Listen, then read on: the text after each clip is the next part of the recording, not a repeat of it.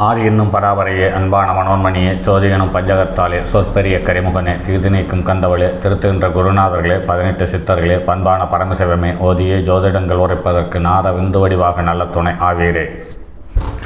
உலகில் உள்ள தமிழ் பேசும் அனைத்து நல் உள்ளங்களுக்கும் மற்றும் ஜோதிட சான்றோர்களுக்கும் மூத்தவர்களுக்கும் மற்றும் ஆர்வலர்களுக்கும் மற்றும் இந்த காணொலியை காணும் உங்களுக்கும் ஆஸ்ட்ரோராஜின் இனிய நல்வணக்கங்கள். நட்சத்திரங்களும் அதனுடைய காரகத்துவங்களும் என்ற தொடர் காணொலிகளாக கொடுத்து வருகிறோம். அந்த வகையில் இன்று நட்சத்திர மண்டலத்தில் 19வது நட்சத்திரமான மூல நட்சத்திரம் சார்ந்த தகவலும் அதனுடைய காரகத்துவங்களும் சார்ந்த பதிவே இந்த காணொலி. தொடர்ந்து என்னோடு பயணியுங்கள். ஜோதிடம் என்பது என்ன?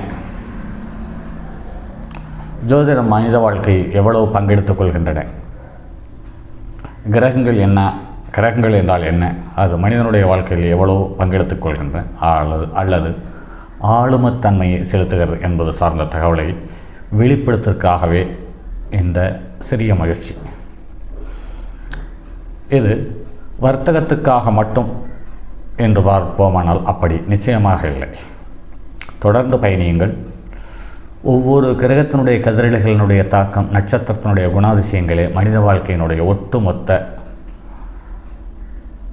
வடிவம் என்று சொன்னால் அதை மறுக்க இயலாது, நிதர்சனமான உண்மை. இன்று பணம், பொருளாதாரம், கௌரவம், மரியாதை இந்த மூன்றுக்காக மட்டும் ஜோதிடத்தை கற்றுக்கொண்டு ஜோதிடம் பார்க்கும் ஒரு நிலைக்கு தள்ளப்பட்டு விட்டோம். அதனால் உண்மை நிலையை எடுத்து உரைப்பதற்கோ அல்லது அதை அறிந்து கொள்வதற்கோ ஆர்வம் குறைந்துவிட்டது. அதனாலேயே இந்த பூமியில் மூட நம்பிக்கை ஜோதிடம் என்று சொல்வோர்கள் பலரும் இருக்க, ஜோதிடர்களே ஜோதிடத்தை இழிவான கண்ணோட்டத்தோடு பார்ப்பது என்பது சற்று கடினமான செயலாக மனம் உணர்கிறது. அந்த வகையில் இந்த காணொளி அதிகமாக ரீச் ஆகுதோ இல்லையோ அது அப்புறம், அதையும் தாண்டி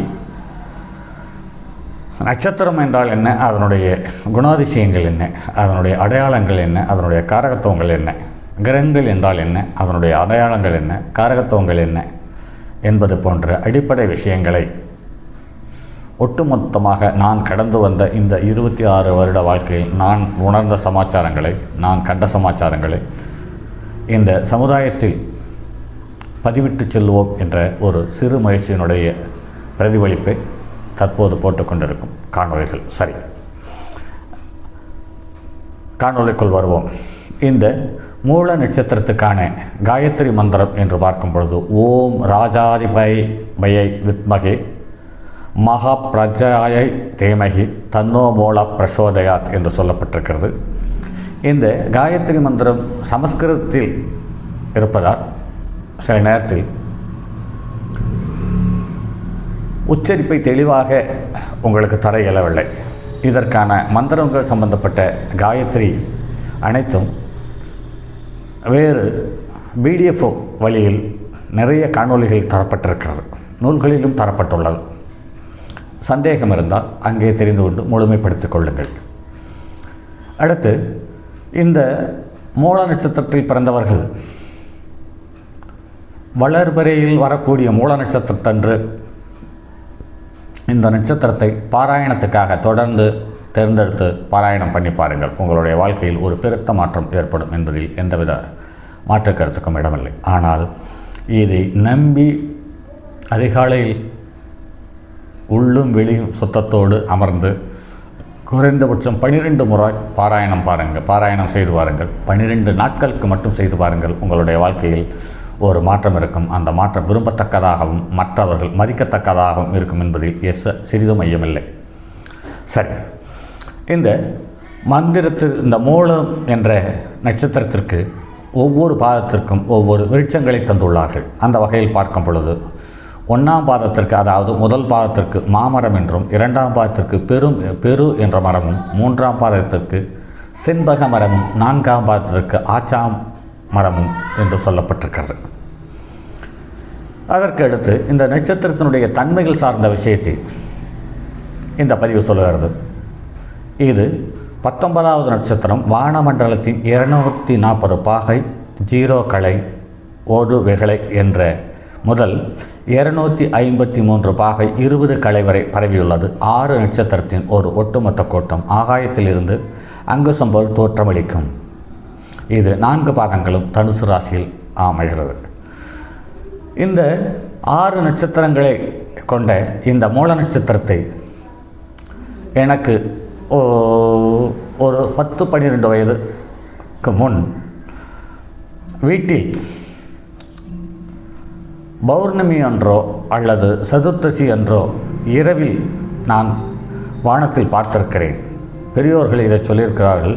இதை வாழை மீன் என்று சொல்லுவார்கள் அல்லது வாழை என்று சொல்லியிருக்கிறார்கள். நான் கவனித்திருக்கிறேன். தொடர்ந்து 6 நட்சத்திரம் இருந்ததை எண்ணற்ற தடவை நான் பார்த்திருக்கிறேன். இப்போது எல்லாம் ஃபேன் என்ற காத்தாடி வந்துவிட்டது. காற்றை வீட்டுக்குள் வர சொல்லிவிட்டோம். நம் பயணமும் இயற்கையில் இல்லாமல் செயற்கையை நோக்கி வாழ்ந்து பழகிக்கொண்டோம். அதனால் இக்காலங்களில் நட்சத்திரத்தை பார்ப்பதோ நட்சத்திரத்தை அடையாளம் கண்டுகொள்வதற்கான வாய்ப்போ இல்லாமல் போனது. அடுத்து இந்த மூல நட்சத்திரத்துக்குரிய பறவை என்று அந்த காலத்திலேயே அடையாளம் காட்டிவிட்டு சென்றது செம்போத்து என்று சொல்லப்பட்டிருக்கிறது. நட்சத்திரத்தினுடைய எண்ணிக்கை 6 என்று சொல்லப்பட்டிருக்கிறது. மரம் என்று பார்க்கும் பொழுது மராமரம் என்று சொல்லப்பட்டிருக்கிறது. தோற்றம் அங்குசம் போல் இருக்கிறது என்று சொல்லியிருக்கிறார்கள்.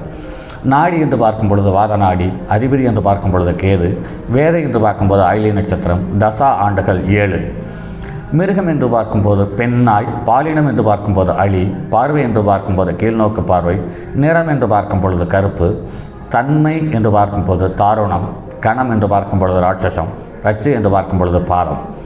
விஷக்கடிகை என்று சொல்லப்பட்டிருக்கிறது 20 நாளிகை முதல் 24 நாளிகை வரை. இந்த விஷக்கடிகை காலத்தில் எந்த ஒரு செயலையும் எந்த ஒரு வளர்ச்சிக்கான முன்னேற்றத்துக்கான முதல் பிள்ளையார் சொல்லியை போடுவதை தவிர்க்கிறது நல்லது, அல்லது முதல் தொடக்கத்தை தள்ளி போடுவது நல்லது. நோய் ஏற்படும் காலங்களில் முதலில் இந்த நட்சத்திரத்தின் இந்த விஷக்கடிகை காலத்தில் மருத்துவரை பார்க்காமல் அந்த காலத்தை கடந்து மருத்துவரை பார்ப்பது என்பது சாலச் சிறந்தது.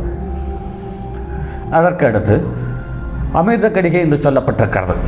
45 நாளிகை முதல் 48 நாளிகை வரை. இந்த நாளிகைகளில் மருத்துவம் செய்வது சாலச் சிறந்தது, புதிய பயணத்துக்கு உகந்தது, தொழில் சம்பந்தப்பட்டது, வர்த்தகம் சம்பந்தப்பட்டது, எல்லாவற்றிற்கான ஆரம்பத்திற்கு மிக மிக உகந்தது என்று சொல்லப்பட்டிருக்கிறது. இதையும் 2 சந்தர்ப்பங்களில் நான் சொல்லி என்னுடைய வாடிக்கையாளர்கள் இதை பின்பற்றி இன்று தொழில் மற்றும் மருத்துவத்தில் தரமாக இருக்கிறார்கள் என்பதை நான் கவனித்திருக்கிறேன். தோன்றியவர் என்று பார்க்கும் பொழுது ஸ்ரீ ஹனுமான், அதிதேவதை என்று பார்க்கும்போது நிருதி என்று சொல்லப்பட்டிருக்கிறது. அடுத்து 1ஆம் பாதத்தில் பிறந்தவர்கள் கிழங்குகளின் மீது நல்ல பிரியமானவர்களாக இருக்கிறார்கள். பாவம் செய்வதில் விருப்பம் உள்ளவர்களாக இருக்கிறார்கள்.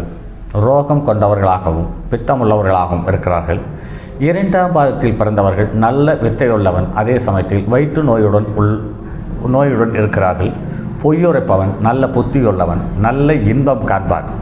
3ஆம் பாதத்தில் பிறந்தவர்களுக்கு மந்திரம், தந்திரம், பில்லி, சூன்யம், ஏவல், துர்மந்திரங்கள் போன்றவைகளை கற்றுக்கொண்டு அதன் மூலம் ஜீவனம் நடத்துகிறார்கள். அழகு, சோம்பல் உள்ளவன், காமி, பழங்கள் மீது விருப்பமுள்ளவன், நல்ல உடல் பலம் உள்ளவன், காரிய வல்லுனர், கண்டமாலை நோயுடையவன், எதிரியை வெற்றி கொள்ளும் தன்மையுடையவர்களாக இருக்கிறார்கள்.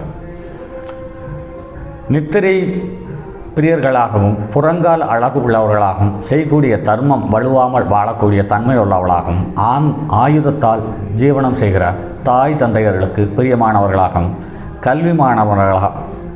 கல்விமானாகவும் திகழ்கிறார்கள். சில நோய்களினுடைய கொடுமை செய்யும் குணம் இருக்கும். சில நோய்கள் மூலம் இவர்கள் கொடுமையான காலத்தை கடக்க வேண்டிய கட்டாய சூழ்நிலைக்கு தள்ளப்படுகிறார்கள். மிக கொடியவன் உறவுகளில் ஒத்து போகாமல் கோபப்படுபவனாக இருக்கிறான். அடுத்து ஒரு நட்சத்திரத்தில் பிறந்தவர்களுக்கு இந்த வயதில் சின்ன கண்டம் ஒன்று என்பதை அந்த காலத்திலேயே அடையாளப்படுத்தி சென்றிருக்கிறார்கள். அந்த வகையில் பார்க்கும்பொழுது 13 வயதில் நாய்க்கடி, 20 வயதில் மேலிருந்து கீழே விழுதல், 44 வயதில் நாய்க்கடி, 64 வயதில் வயிறு மற்றும் இதயம் பாதிக்கும், 75 வயதில் தலைநோய் வந்து இறப்பை சந்திக்கிறார்கள் என்று சொல்லப்பட்டிருக்கிறது. உடல் உறுப்புகள் என்று பார்க்கும் பொழுது இடுப்பு, தொடை, காது குறும்பி, மூக்குப்பேலை, கண்பேலை போன்ற சுரப்பிகள் யாவும் மூல நட்சத்திரத்தினுடைய ஆதிக்கம் கொண்டவைகளை. நோய்கள் என்று பார்க்கும் பொழுது தொடை எலும்பு, இடுப்பு வலி, இடுப்பு சார்ந்த நோய்கள், வாத நோய்கள், நுரையீரல் நோய்கள், தோல் நோய்கள், தோல் சார்ந்து இருக்கும் சின்ன சின்ன வெக்கை சம்பந்தப்பட்ட நோய்கள், கொப்புளங்கள், அலர்ஜி சம்பந்தப்பட்ட நோய்கள் அனைத்தையும் இந்த மூல நட்சத்திரம் அடையாளம் காட்டுகிறது. இப்படி ஒவ்வொரு நட்சத்திரத்தினுடைய எண்ணங்களையும் காரகத்துவத்தையும் அதனுடைய செயல்களையும் தன்மைகளையும் அதன் ஆதிக்கம் பெற்ற பொருள்களையும் காரகமாக வெளிப்படுத்த வேண்டுமென்றால் குறைந்தபட்சம் ஒரு நட்சத்திரத்தினுடைய காரகத்துவத்தை முழுமையாக சொல்லக்கூடிய சந்தர்ப்ப சூழ்நிலை அமைய வேண்டுமானால் குறைந்தபட்சம் 3 மணி நேரம் எடுத்துக்கொள்ள வேண்டும் என்று நினைத்திருக்கிறேன். இன்னும் இதுவும் கூட சற்று ஏற்ற இறக்கமுள்ளதாக இருக்கலாம். இன்னும் அதிக காலத்தை எடுத்துக்கொள்வதற்கு கூட வாய்ப்புகள் உண்டு.